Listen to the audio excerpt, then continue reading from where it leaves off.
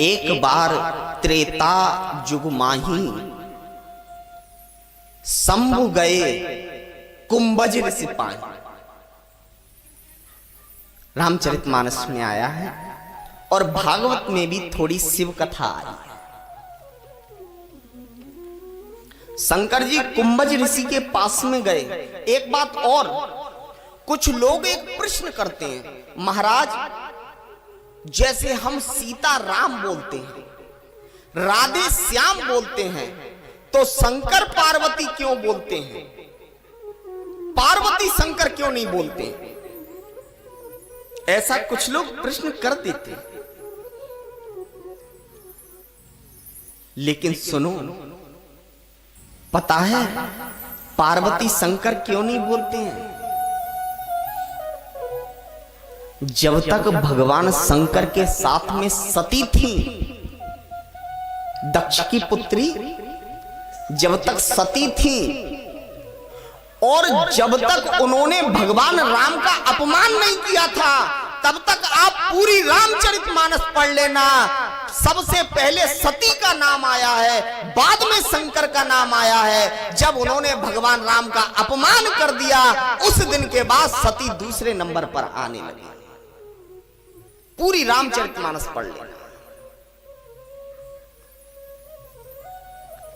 सोचने वाली बात यह है कि जब सती मैया जैसी भगवान शंकर की पत्नी अगर भगवान का अपमान करके दूसरे नंबर पर आ सकती हैं, तो हम लोग तो कोई चीज नहीं है। हम लोग अगर धर्म के काम में अड़ंगा लगाते हैं, तो सोचिए हम कौन से नंबर पे पहुंच जाएंगे भगवान के सामने। जब भगवान शंकर कथा सुनकर के लौट रहे थे, रास्ते में राम जी निकल के जा रहे थे, सीता के वियोग में रो रहे थे। हे खग मृग हे मधुकर श्रेणी, तुम देखी सीता मृग नयनी। वृक्षों से पूछ रहे हैं, और तो और मृग से पूछ रहे हैं, जानवरों से पूछ रहे हैं, क्या तुमने मेरी सीता को देखा है? भगवान शंकर ने भगवान राम को प्रणाम किया। माता सती बोली, आप इनको प्रणाम कर रहे हैं? जिसको मर्जी आती है उसको ही प्रणाम कर लेते हैं। कोई ऐरा गहरा गुजर जाए आपके सामने से, उसको प्रणाम कर लेते हो? कौन है ये? तब भगवान शंकर बोले, जिनकी हम कथा सुन के आए हैं ना, यही तो राम जी हैं। माता सती बोली, मैं ऐसे नहीं मानूंगी। बोले फिर? बोले मैं तो पहले परीक्षा लूंगी। एक बात बताऊं, अगर आपसे पति किसी चीज की मना कर रहा है ना, तो उस बात को मानना चाहिए। नहीं तो किसी दिन ऐसा हो जाएगा कि जैसा आज सती के साथ में हो गया। शंकर जी ने बहुत मना किया, तुम्हें मेरी बात पे भरोसा नहीं है? माता सती ने कहा, ना मुझे तुम्हारी बात पे भरोसा नहीं है, मैं पहले परीक्षा लूंगी। माता सती ने मैया सीता का रूप बना लिया और भगवान राम के पास में पहुंच गई। और जैसे ही मुस्काई, लक्ष्मण जी तो दौड़ते दौड़ते आए, भैया भाभी मिल गई। प्रणाम किया लक्ष्मण जी ने। राम जी भी पीछे पीछे आए और मैया को प्रणाम किया, दंडवत कर लिया, लेट गए। और लेटने के बाद जब उठे तो मैया से बोले, माता बाबा नहीं आए क्या? बाबा कहां रह गए? आज सती के मन में बड़ा ग्लानि हो गई। मैंने राम जी की बहुत गलत परीक्षा ले ली, मुझे ऐसी परीक्षा नहीं लेना चाहिए था। जब माता सती लौट करके गई भगवान राम के पास, भगवान शिव के पास में, शंकर जी ने पूछा, हो गई संतुष्टि? बोले हाँ। कैसे हुई, क्या परीक्षा ली? आज माता सती यहां भी झूठ बोल गई। प्रभु कछुना परीक्षा लीन गुसाई, कीन प्रणाम तुम्हारे ही नाई। जैसे आपने प्रणाम किया वैसे ही मैं प्रणाम करके चली आई।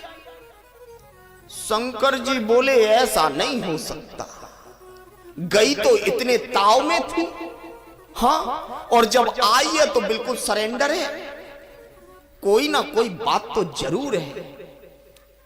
शंकर जी ने जब आंखें बंद करके देखा तो क्या देखते हैं कि सती ने माता सीता का रूप बना लिया। शंकर जी ने मन ही मन कहा कि अरे सती, दुनिया में किसी का रूप बना लेती वो चल जाता, तूने तो मेरी मां का ही रूप बना लिया, अब मैं तुझे अपना नहीं सकता जिंदगी में, आज से मैं तेरा परित्याग करता हूं। माता सती को भी अनुभव तो हो गया, लेकिन माता सती करें तो क्या करें। शंकर जी की सेवा करती रहती थी, लेकिन मन में बड़ी ग्लानि होती थी कि मैंने अपमान करके अच्छा नहीं किया। एक बात बताऊं, आपसे पति का अपमान हो जाए, आपसे पति से कोई गलती हो जाए तो उनसे जवाबदारी मत करना, उनसे लड़ाई झगड़ा मत करना, बल्कि आप मौन हो जाना।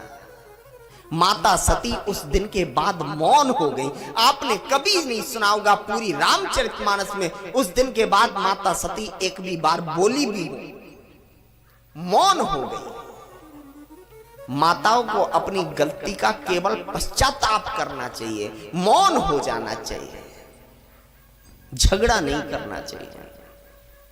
एक दिन माता सती के जो पिता थे दक्ष, यज्ञ कर रहे थे,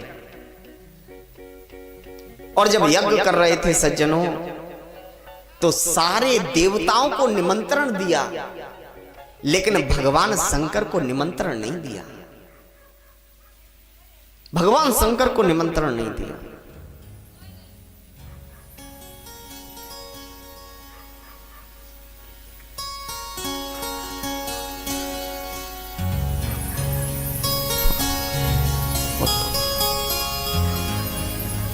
बोलिए बांके बिहारी लाल की। भगवान शंकर को निमंत्रण नहीं दिया, ध्यान से सुने। तो आज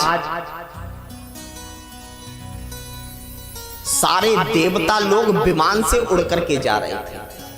अच्छा सुनो, ये जो देवता लोग होते हैं ना, इनमें और आपके पड़ोसियों में कोई अंतर नहीं होता है।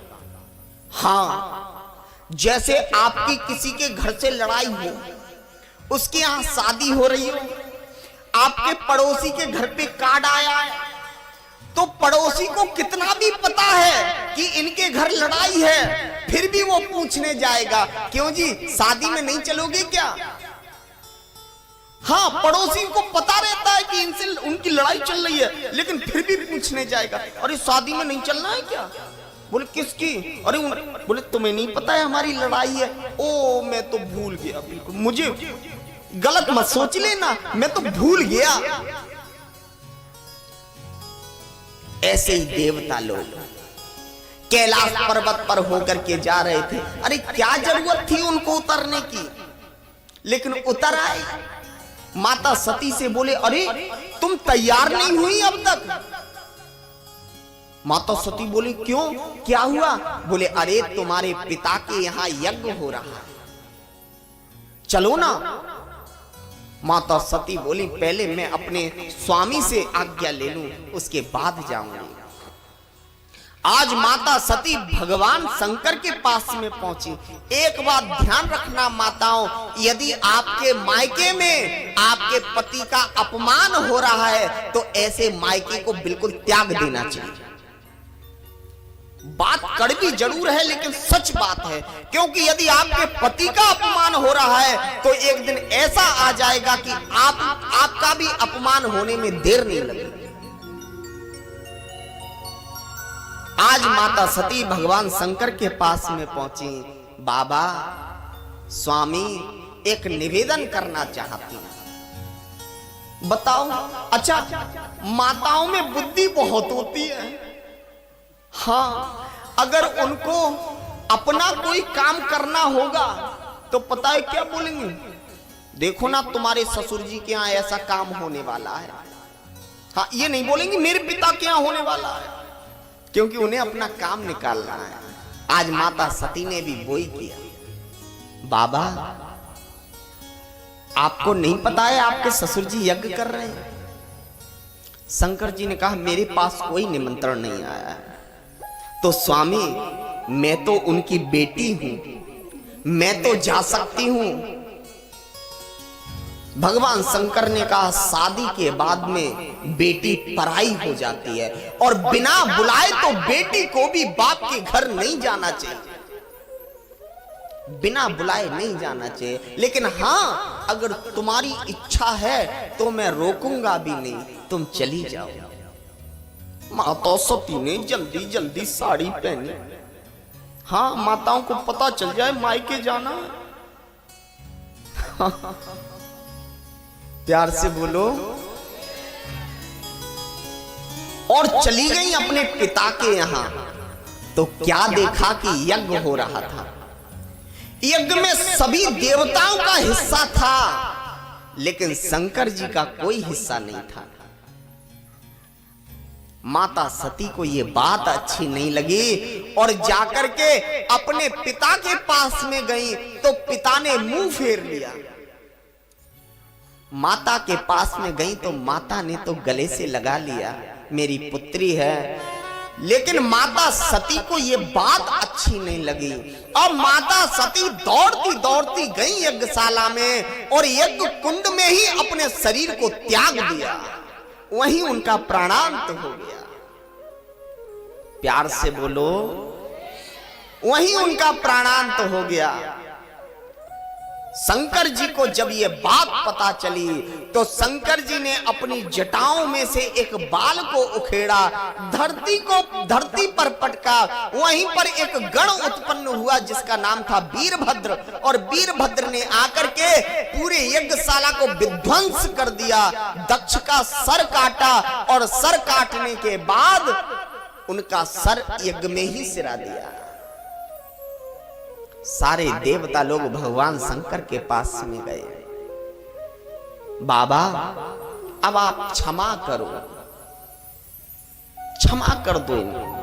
बाबा ने कहा ठीक है, क्षमा किया जाओ, लेकिन यज्ञ पूरा कैसे होगा? तो दक्ष के सर पर एक बकरे का सर लगा दिया, बकरे का सर लगा दिया। लेकिन जब वो यज्ञशाला में मैं कर रहे थे ना, तो भगवान शंकर को हंसी आ गई। इतना सब होने के बाद भी इसका अहंकार नहीं टूटा, अभी भी मैं कर रहा है। हाँ, अभी भी मैं कर रहा है। भगवान शंकर समाधि में आकर के बैठ गए।